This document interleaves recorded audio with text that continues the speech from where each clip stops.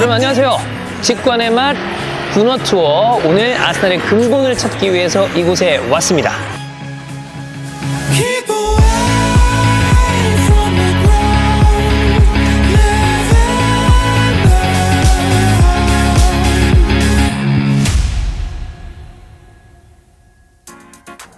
박종윤입니다.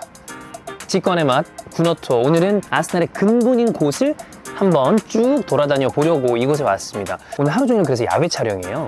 직관의 맛을 도와주기 위해서 아비브에서 광고를 넣어줬습니다. 아비브 에어리선 스틱 스무딩 바인데 스틱 형태예요. 그러다 보니까 편하게 일단 바를 수 있어요. 편하게 바를 수가 있고, 이게 바른 다음에 선블럭을 여러분 그 선스틱 같은 거 남성분들 안 좋아하시는 게 딱 두 개예요. 하얘진다 그런 거 없습니다. 백탁 현상 없고 미끌미끌거려 번들거려 이런 거 싫어하는 분도 있는데 전혀 그렇잖아요. 부드럽게 펴바를 수가 있기 때문에 야외 활동하실 때 저처럼 아비브 에어리선 스틱 스무딩 바 요거 발라주시면 될 것 같고요. 요거 또 프로모션이 있거든요. 본식 홈페이지에서 지금 전 제품 40% 할인을 하고 있습니다. 할인을 하고 있는데 인스타TV 보시는 분들에게 15% 추가 할인, 그러니까 절반가 아래로 구매하실 수 있는 절호의 찬스거든요. 더보기란에 들어가서 그 링크로 가셔야 55% 인스타TV 할인까지 받으실 수 있으니까, 그리고 이 링크 꼭 통해서 들어가셔야 됩니다. 선블럭으로 피부까지 보고 맞췄으니까 가시죠. 아스날의 근본의 장소로.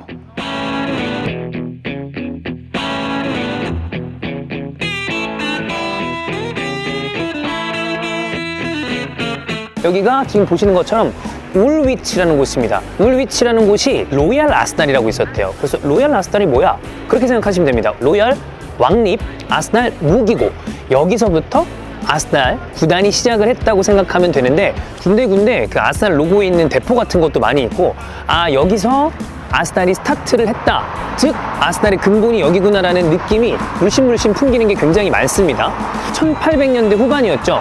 이 로얄 아스날, 이 왕립 무기고에서 일하는 노동자분들이 있었을 거 아니에요. 근데 생각해보면 유럽의 노동자들이 가장 많이 했었던 취미가 모여서 축구하는 거였대요. 그러니까 모여서 축구를 하다가 우리 뭐 그냥 축구하는 게 아니라 팀 하나 만들자 라고 해서 구단을 만들었는데, 작업장 중에 하나였던 데가 나이얼 스퀘어였대. 여기 요 이름을 따가지고 만들자 했었던 곳이 바로 나이얼 스퀘어 FC를 만들었다고 합니다. 아스날이 처음 시작했던 그 무기고였지만 지금은 굉장히 좀 평화로운 분위기입니다. 사람들도 와서 산책도 많이 하고 강아지들도 많고요. 자, 여기가 아까 얘기했던 그 다이얼 스퀘어가 있던 곳이래요. 그래서 지금 보면 이렇게 포들이 모양이 있죠? 아, 예전에 여기가 이제 무기고였었구나 라는 생각이 드는 구조물들이 있고요. 그 저 다이얼 스퀘어, 그 시계에 있었던 데가 다이얼 아치라는 곳으로 바뀌어서 지금은 유지가 되고 있고, 여기에서 이제 모여서 15명이 축구팀을 결성을 했대요.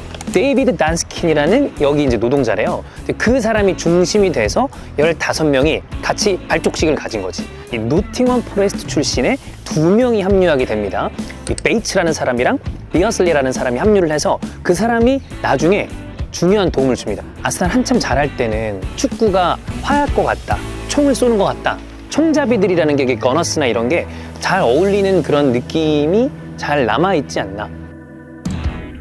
자, 그래서 다이얼 스퀘어 FC가 이렇게 운영이 되다가 1886년 말쯤에 로얄 오크 펍이라는 곳에서 창단식을 하고 이름을 그때 로얄 아스날 FC로 바꾼대요. 펍에서 창단식을 하는 것도 역시 잉글랜드 클럽답다라는 생각이 드는데, 제가 제일 좋아하는 아스날 유니폼 중에 하나가 125주년 유니폼입니다. 그게 로고가 커요. 그리고 양옆에 이렇게 이파리도 달려있어. 근데 아까 로얄 오크 펍이라는 곳에서 창단했다고 그랬잖아요. 거기 오크랑 월계 수입이 15개씩이 달려있대. 나이얼 스퀘어 FC에 처음에 참여했었던 15명, 월계 수입 15개, 로얄 오크 펍이라고 그랬잖아. 오크 잎 15개. 그렇게 해서 이 로고도 125주년을 기념을 해서 그렇게 이제 의미를 기리기 위해서 나왔다고 하죠. 로얄 아스날 FC라는 이름으로 바꾸고 운영을 하다 보는데 뭔가 구단 같은 이 구색이 좀 덜 맞춰졌나 봐. 근데 아까 얘기 드렸죠. 노팅엄 포레스트에서 베이츠라는 아저씨랑 이 비어슬리라는 아저씨가 유니폼 좀 보내줘. 그래가지고 빨간색 유니폼이 왔대요. 하이볼 유니폼 있죠? 고색 유니폼이 와서 옛날 사진 보면 그 색깔 유니폼을 입고서 쭉 사진 찍은 게 있고, 그걸 기리기 위해서 하이볼이 마지막 시즌에 그 유니폼 색을 이용한 다음에 하이볼이 유니폼, 그 유명한 골드 마킹, 그 유니폼이 나오게 된 거. 그러니까 어떻게 보면 그 레드도 생각보다 유서가 굉장히 깊은 레드라고 할 수 있는 거죠. 로얄 아스날 쪽은 확실히 아스날 구단의 근본이라는 것을 이렇게 느낄 수 있는 곳이라고는 생각이 들어서 이 런던으로 아스날 직관을 오시는 분들은 한 번쯤은 꼭 와볼 만한 곳이 아닌가라는 생각이 들고요. 근데 느낌이 약간 축구 느낌 좀 덜 들잖아요. 진짜 축구 느낌 나는 곳으로 가봐야죠. 넘어가시죠.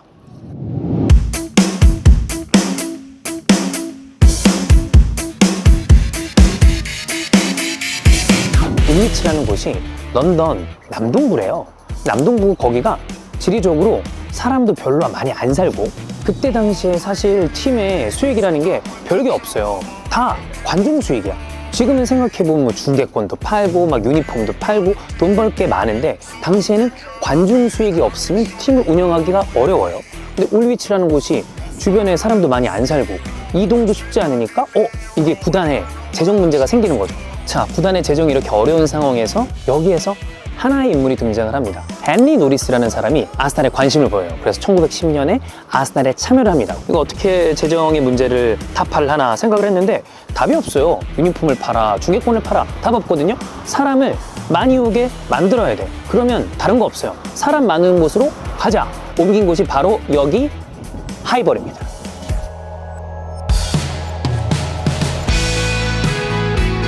자, 그래서 여기 하이버리를 옮겼는데 주변에 제가 이렇게 둘러봐도 아니 어떻게 여기 축구장이 있지라는 생각이 들 만큼 진짜 주변에 주택지가 많아요. 그 얘기 뭐냐? 사람이 많다는 거죠. 그러니까 구장으로 사람이 올 수 있게 편안하게 위치를 바꾼 거고, 그리고 길레스피라는 기차역이 여기 있었대요. 거기 기차역도 있으니까 외부인이 오기도 좋아. 그러니까 하이버리를 기점으로 아스날이 사람들도 많이 오고 이제 발전을 할 수 있었던 거죠. 아, 저는 솔직히 깜짝 놀란 게 너무 귀엽다. 내가 그 좋아하던 그 제 기억이 많이 담겨 있었던 하이버리라는 구장이 이렇게 진짜 조그맣고 귀여운 구장이었구나라는 생각이 드는데, 그 반면에 그것도 있어요. 저는 너무 많이 바뀌면 그 옛날의 느낌이 사라진다고 생각을 하는데, 창이나 이런 게 물론 뭐 약간의 개보수는 했겠지만 그대로 남아있어서 신식 구장도 좋지만 역시 이 느낌이 좋지 않나라는 생각이 들고, 만약에 옛날에 제가 어릴 때부터 뭐 이런 걸 해가지고 하이버리에서 뭐 경기를 펼치고 있을 때 와서 볼 수 있었으면 얼마나 좋았겠냐마는 지금 이렇게 보는 것도 꽤 의미가 있지 않나라는 생각이 듭니다. 혹시 근데 사진으로 보는 거랑 와서 보는 거랑 달라요. 저는 사진으로 볼 때는 되게 좀 작고 이게 고급 빌라인가 했는데 와서 보니까 고급 빌라 맞네. 되게 좋아 보이네. 이 안쪽에 들어와 봤는데 크지 않아요. 아스날의 이제 벵거볼에 어떤 특화되어 있는 어떤 그 축구 스타일이 있잖아요. 그거를 표현하기에 딱 적합하지 않았을까라는 생각도 들고, 수비수도 등져. 그러면 이렇게 돌아봤을 때 저기가 전광판이다. 그러면 요각도로 창이 들어갔대. 그런 것까지 앙리가 얘기했었던 거 보면 하이버리의 매력이 그래도 여전히 스퀘어에도 좀 남아있지 않나.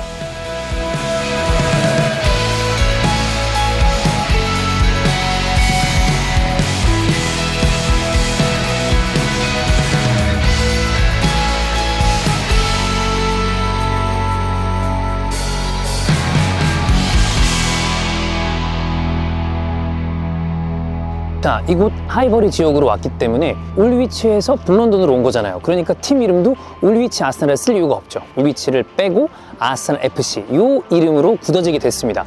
자, 근데 신경 쓰는 팀이 하나 있죠. 당연히 그 팀, 바로 토트넘입니다.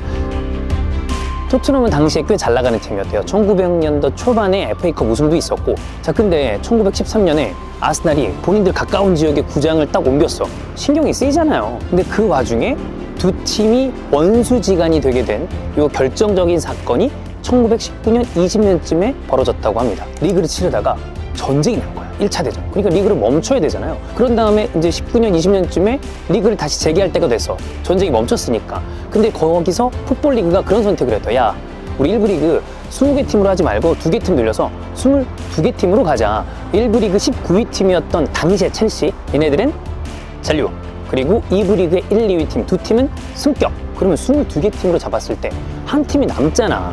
그 한 팀을 어떻게 해야 될지 고민을 하다가 방법을 정한 게 1부 리그 최하위였던 토트넘, 그리고 2부 리그의 3위부터 7위 팀, 당시 아스날 5위였죠. 그럼 총합이 6개 팀이야. 이 6개 팀 중에 한 팀을 1부 리그로 두자, 혹은 올리자. 근데 그 방식을 투표로 정하게 된 거예요. 그리고 그 투표에서 선정된 팀이 바로 아스날이 된 거죠. 당시 사건 때문에 1부 리그로 승격이 되고 토트넘은 결과적으로 강등이 된 겁니다.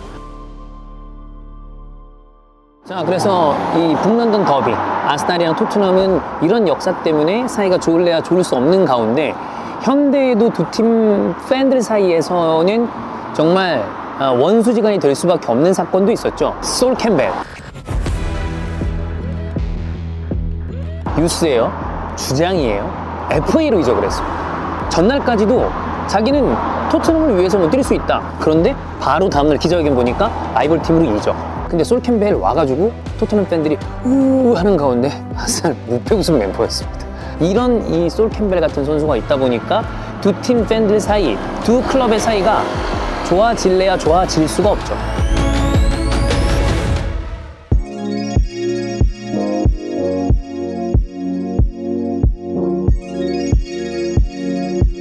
자, 그래서 아스날 팬들의 소울과 영혼이 담겨있는 이 하이버리의 전성기를 만들었던 감독들이 있습니다. 첫 번째 그 감독이 여기 있는 허버트 체프먼입니다. 여러분 다 들어보셨을 WM 포메이션을 적극적으로 도입을 했었고 백3의 앞에 둘, 그래서 요즘에 얘기하는 그 3위 빌드업, 태초격이라고 보면 될 것 같아요. 그때 당시에는 그런 축구를 하는 팀들이 많지 않았기 때문에 축구사의 전술적으로 봤을 때도 의미가 있다고 보면 되겠죠. 그 다음 현대 아스날을 만드는데 가장 혁혁한 공을 세웠던 게 아르센 벵거입니다. 그때 이제 외국인 감독이 처음으로 이제 막 오다 보니까 누구야? 심지어 아스날의 이 전설적인 스트라이커 이안 라이트도 그 사람이 누군데? 이런 얘기를 할 정도로 소위 득보였습니다. 근데 들어오고 난 다음에 프리미어리그의 혁신을 가져온 혁명가였고 더블도 있었고 리그 3회 우승, FA컵 7번 우승, 그 중에서는 2003-2004 시즌 무패 우승까지 이뤘었던 이 아르센 벵거. 끝까지 저는 묵묵하게 나쁜 얘기 안 하고 간 이런 사람이 있었기 때문에 지금의 아스날이 있지 않나 뭐 이런 생각을 합니다. Once he came along, he changed the culture of everything and made it a more attractive sport.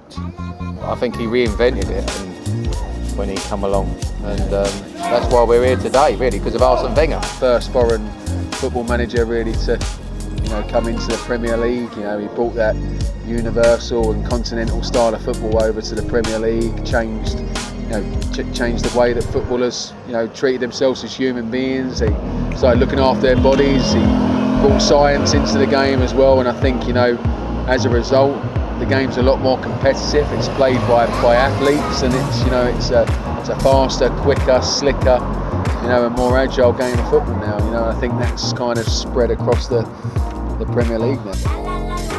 허버트 체프먼, 조지 그레이엄, 그리고 아르센 벵거로 이어지는 어떻게 보면 아스날은 영광의 시대를 하이버리와 함께 했습니다. 하이버리가 가지는 어떤 그 상징성은 엄청나고 하이버리 주변에 보면 이렇게 팬들이 운집해서 아스날의 어떤 소울을 같이 함께 할 수 있는 곳들이 굉장히 많습니다. 하이버리는 영원히 아스날 팬들 가슴에는 없어지지 않는, 그래서 아르센 벵거가 나의 영혼이었다, 이런 얘기를 하는 게 아닌가 싶습니다.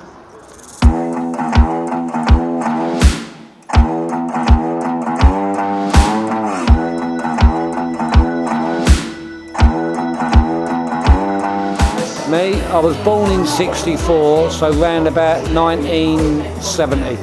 There's 12 of us in our family, all Arsenal, red and white, so it's built in you. They buy you a shirt when you're a little kid, and that's it. I love them. Doesn't matter whatever they go through, I go through. I've suffered the same thing. Running through me, red and white. It's built into you, it's in your blood. It's like every supporter, every other club. You've got one club and you've got one country. Arsenal, England. That is it. We brought my nephew up here today. He's 6 years old today. It's his birthday yesterday. He's now getting towards the age of understanding the game now, and I think bringing him to the stadium. We went for the stadium tour today, so I think it's only right to kind of follow that culture by bringing him to an Arsenal pub. It's on match day, and this place is buzzing. To come here, 3 hours before the game, chanting starts going on in there. You have a few beers, and you're ready to watch the beautiful game before. This is football culture really, and football culture doesn't exist without venues like this to kick off the day. And I'll do it again. We can take this ride wherever it goes. As long as you're with me, I feel at home. 저는 사실 직관 생각이 전혀 없었어요. 화면으로 보면 충분하다. 뭐 내가 영국 사람도 아니고 그런 생각이었는데 와서 보니까 아, 내가 고등학생 때부터 좋아해서 지금까지 이 팀에 열광하는 이유가 이런 데 있었구나 라는 생각이 들면서 역시 축구는 직관이 동반돼야 된다 라는 생각을 확실하게 했습니다. 만약 아스날을 좋아하시고 런던 직관을 해보고 싶으신 분이 있다면 이런 코스로 직관을 즐겨보시는 건 어떨지 생각이 듭니다. 진짜 축구의 참맛을 느끼러 가는 직관의 맛은 여기까지 하도록 하겠습니다. 직관의 맛. Still ahead of me and I don't have a clue right now, but we can